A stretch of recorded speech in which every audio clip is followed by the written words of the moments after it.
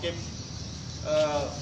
Langge, Kecamatan Sultan Dolat, bahwasanya sebagai warga negara yang baik untuk menghormati sebuah sejarah, kita tidak pernah mengkiri dan bantah serta sanggah Soekarno Hatta adalah Bapak Proklamator yang memerdekakan Indonesia. Demikian juga Bapak Profesor Ali Hasmi, ya, seorang tokoh karismatik Aceh yang merubah nama Simpang 4 menjadi Subul Salam. Dan 14 September 62 beliau pernah berkunjung ke Subul Salam. Pertama mengibarkan saka merah putih berada di Kecamatan Runding, baru pindah ke Kecamatan Simpang Kiri. Siapa pernah bisa membantah bahwasanya Bapak Makmur Saputra itu menjadi PP Bupati Singkil, pernah menjadi bupati di Aceh Singkil. Siapa membantah Bapak almarhum Raja Ulasi Ujung pernah menjadi camat Simpang Kiri, Bapak Dumsah pernah menjadi camat Simpang Kiri, Bapak M. Yunus di depan Dosmir, depan Asilmi pernah menjadi camat Simpang Kiri. Almarhum Bapak Haji Awaluddin Ujung pernah menjadi dan ramil di Kecamatan Simpang Kiri. Bagaimana dengan wilayah Singkil, Kewedanan Singkil pada waktu itu?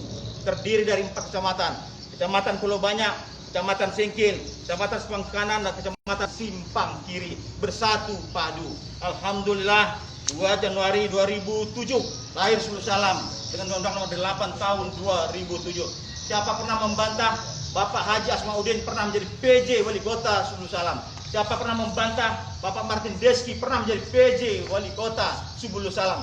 Tetapi hari ini, di hari mulia ini, Bapak DPR yang kami hormati, telah terjadi sejarah yang memilukan hati, yang begitu keji dan jahat, menghapus bukti-bukti sejarah, prasasti-prasasti dicopot oleh orang-orang jahat.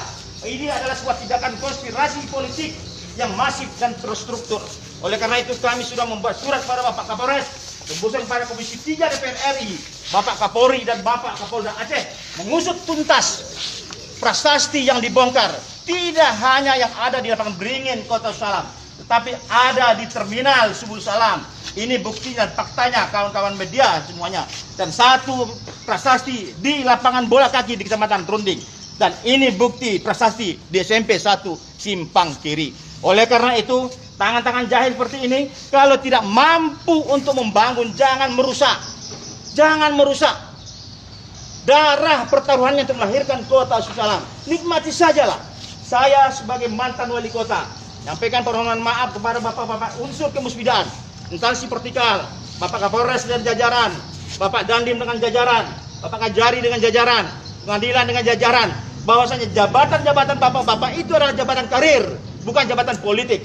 Oleh karena itu, bapak pelaku politik di Subul Salam, ya, jangan bermain curang.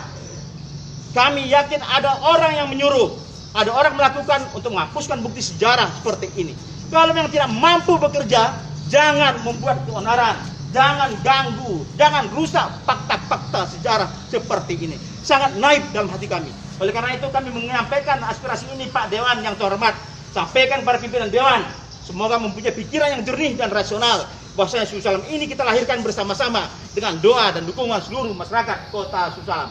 Fakta-fakta ini bisa kami pertanggungjawabkan. Dan surat kami tadi sudah kami layangkan ke Kapolres Kota Salam yang kita cintai, dan ini sebagai pertinggal.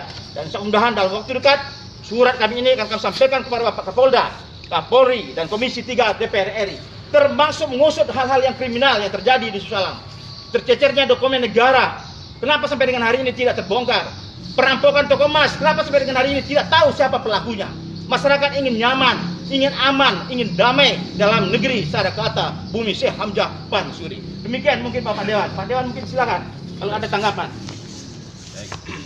Terima kasih Bapak Pembangunan, yaitu Bapak Merasakti, terkait dengan peristiwa yang kami ketahui pada hari ini, di mana ini yang prasasti dicuri. Prasasti, ya. Prasasti. Ini adalah bagian daripada aset daerah. Ya. Ya kan?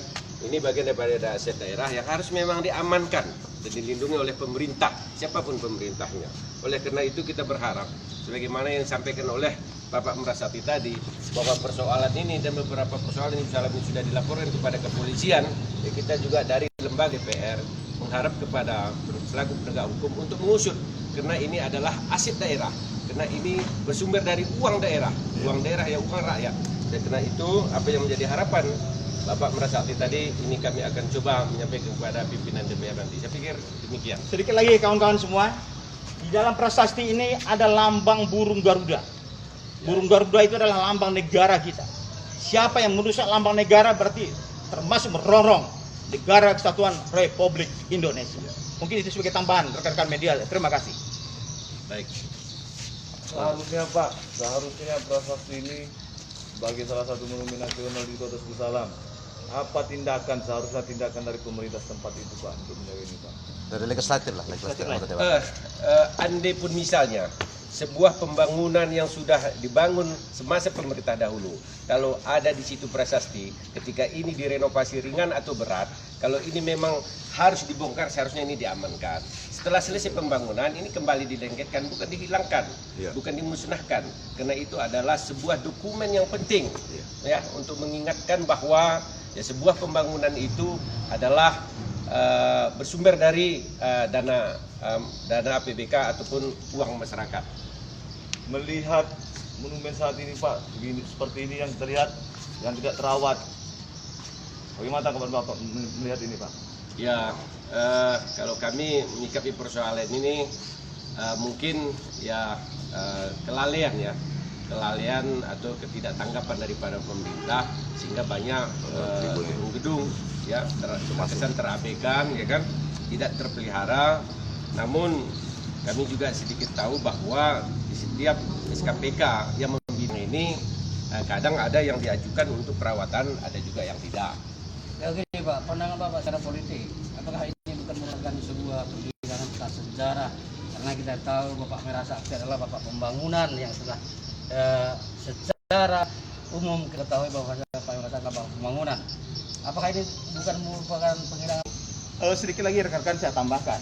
Informasi awal bahwasanya prasasti ini dicopot adalah dari masyarakat. Salah seorang masyarakat datang ke rumah, salah seorang masyarakat dari terminal datang ke rumah, salah seorang masyarakat dari Unding datang ke rumah, nyatakan ini sudah dibongkar dan dicopot. Nah, khusus untuk lapangan Beringin ini sangat disayangkan. Ini jantung kota, alun-alun, di depannya ruko dan rumahnya Bapak Wali Kota yang terhormat. Kok bisa hilang? Ya, negara kita negara hukum, praduga tak bersalah kita kedepankan. Tapi kalau menurut penilaian saya, ini terjadi sebuah konspirasi yang masif, konspirasi yang terstruktur. Ada orang menyuruh, ada pelakunya, dan ada tujuannya. Oleh karena itu, dengan segala hormat, kami meminta kepada Bapak Kapolres beserta jajaran mengungkap ini secara nyata supaya masyarakat tahu siapa dalangnya, siapa pelakunya, siapa aktor intelektualnya. Terima kasih rekan-rekan. Cukup. Oke. Wah, bicara kita mundur. Ya, harus kopi. Nggak habis ini aja.